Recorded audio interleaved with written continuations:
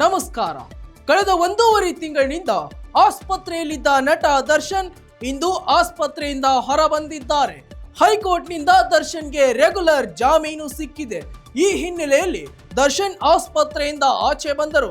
ಆಸ್ಪತ್ರೆಯಿಂದ ನೇರವಾಗಿ ಸೆಷನ್ಸ್ ಕೋರ್ಟ್ಗೆ ಹೋಗಿದ್ದಾರೆ. ಜಾಮೀನು ಸಿಕ್ಕ ಹಿನ್ನೆಲೆ ಶ್ಯೂರಿಟಿ ಬಾಂಡ್ಗೆ ಸಹಿ ಹಾಕಲು ಕೋರ್ಟ್ಗೆ ತೆರಳಿದ್ದಾರೆ. ಸೆಷನ್ಸ್ ಕೋರ್ಟ್ನಲ್ಲಿ ದರ್ಶನ್ ಕೇಸ್ ವಿಚಾರಣೆ ಮುಗಿಸಿ ಮತ್ತೆ ದರ್ಶನ್ ಆಸ್ಪತ್ರೆಯತ್ತ ಮುಖ ಮಾಡಲಿದ್ದಾರೆ. ಮಧ್ಯಂತರ ಜಾಮೀನು ಸಿಕ್ಕಾಗಿನಿಂದ ಆಸ್ಪತ್ರೆಯಲ್ಲಿದ್ದ ದರ್ಶನ್ ಇಲ್ಲಿಯವರೆಗೆ ಯಾವುದೇ ಆಪರೇಷನ್ ಮಾಡಿಸಿಕೊಂಡಿಲ್ಲ.